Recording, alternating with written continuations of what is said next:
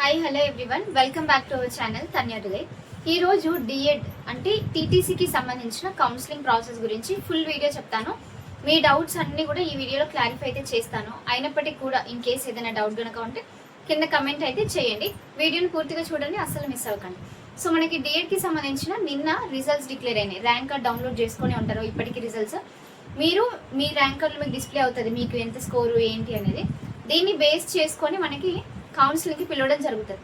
So ఈ కౌన్సిలింగ్కి తీసుకెళ్లాల్సిన certificate list కూడా మీకు అఫీషియల్ వెబ్సైట్లో ఉంది. అది నేను ఆల్రెడీ ఇక్కడ పోస్ట్ చేస్తున్నాను, ఒకసారి చూడండి. సో ఫస్ట్ది ఎస్ఎస్సి స్టడీ సర్టిఫికేట్, అండ్ అలాగే 4th క్లాస్ నుంచి ఇంటర్మీడియట్ వరకు బోనఫైడ్స్ అన్నీ కూడా కంపల్సరీగా సబ్మిట్ చేయాలి అని చెప్తున్నారు. ఇన్ కేస్ మీ దగ్గర కొన్ని స్కూల్స్ అప్పుడు రిజిస్టర్ కాని వాళ్ళు ఉంటారు, అంటే బీటెక్ లేకపోతే పీజీస్ చేసిన వాళ్ళు అప్పటి అంటే 1992 అట్లా ఉన్నప్పుడు కొన్ని స్కూల్స్ ఉండకపోయేది.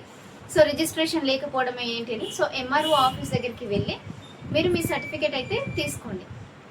అండ్ అలాగే ఇన్ కేసు మీరు అక్కడ ఫామ్ కనుక ఏం కావాలి అంటే ఎంఆర్ఓ ఆఫీస్కి వెళ్ళినాక వాళ్ళు మీకు ఇన్ఫామ్ చేస్తారు, ఈ పలానా సర్టిఫికేట్ లేదు, అప్పుడు మా స్కూల్ రిజిస్టర్ కాలేదు, మరి నేను ఏం చేయాలి అనేది. సో వాళ్ళకు ఆల్టర్నేటివ్ చెప్తారు, దాన్ని బేస్ చేసుకొని మీరు సర్టిఫికేట్ అయితే తీసుకోవచ్చు. నెక్స్ట్ డిఈ సెట్కి సంబంధించిన ర్యాంక్ కార్డు, అండ్ అలాగే మీకు సంబంధించిన హాల్ టికెట్ ర్యాంక్ కార్డ్ అనేది కంపల్సరీగా ఉండాలి. Next income certificate not less than A year, అంటే 1 year లోపు తీసుకున్న ఇన్కమ్ అయితే వ్యాలిడ్ అవుతుంది. అండ్ క్యాస్ట్ కూడా మెయిన్గా ఎస్సీ కేటగిరీకి చెందిన వాళ్ళు గ్రేడ్ 1, 2, 3గా సెగ్రిగేట్ అయింది కాబట్టి మీరు రీసెంట్ క్యాస్ట్, అప్డేటెడ్ క్యాస్ట్ మాత్రమే తీసుకోవాలి అని క్లియర్గా దాంట్లో మెన్షన్ చేశారు. సో అందుకోసమని తీసుకోండి. ఇన్ కేసు 1 week or 10 daysలో వచ్చేస్తుంది. సో కొంచెం ఫాస్ట్గా కౌన్సిలింగ్ కోసం అంటే వాళ్ళు డెఫినెట్లీ ఇస్తారు. లేదు అంటే ఎంఆర్ఓ ఆఫీస్కి వెళ్ళి డైరెక్ట్గా ఓల్డ్ క్యాస్ట్ జిరాక్స్ అటాచ్ చేసి మీ అదర్ జిరాక్స్ స్టడీ సర్టిఫికేట్స్ అన్ని అటాచ్ చేసి అక్కడికి వెళ్తే ఒక 2 daysలో కూడా ఇస్తారనమాట, ఎందుకంటే కౌన్సిలింగ్ స్టూడెంట్ మిస్ కావద్దని. సో ఇవన్నీ సర్టిఫికేట్స్కి సంబంధించి.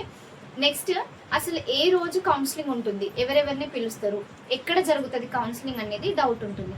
కౌన్సిలింగ్ అంతా కూడా గవర్నమెంట్ డైట్ కాలేజెస్లలోనే జరుగుతుంది.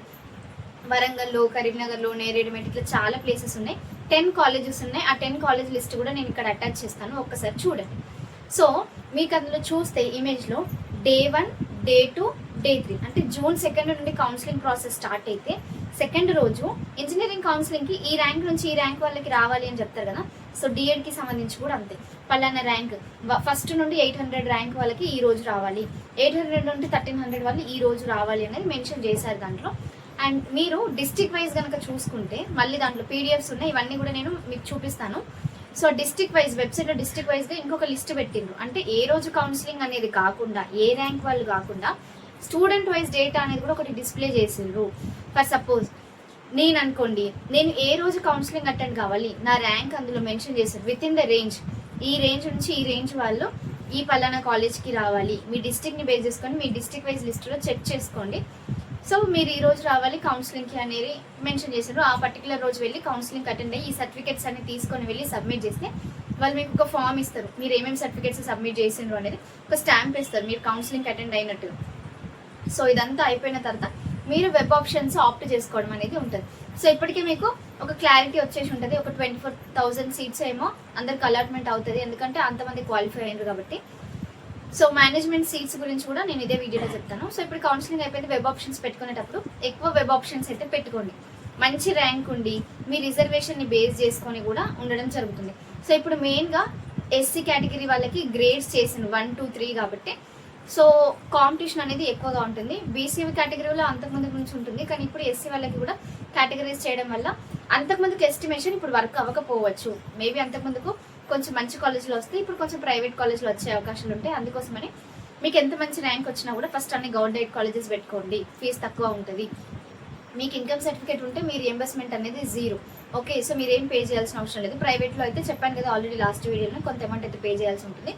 ఇంకా ఇవన్నీ పక్కకు పెడితే మేనేజ్మెంట్ సీట్లో కాస్ట్ ఎంత ఉంటుంది, ఎగ్జామ్ రాయకపోయినా తీసుకుంటారని అడుగుతున్నారు. మేనేజ్మెంట్ సీట్స్కి కూడా మీరు కంపల్సరీగా ఎగ్జామినేషన్ అనేది రాయాలి. మీరు క్వాలిఫైడ్ అనేది పక్కకు పెడితే ఎగ్జామినేషన్ అయితే కంపల్సరీగా అటెంప్ట్ చేసి ఉండాలి.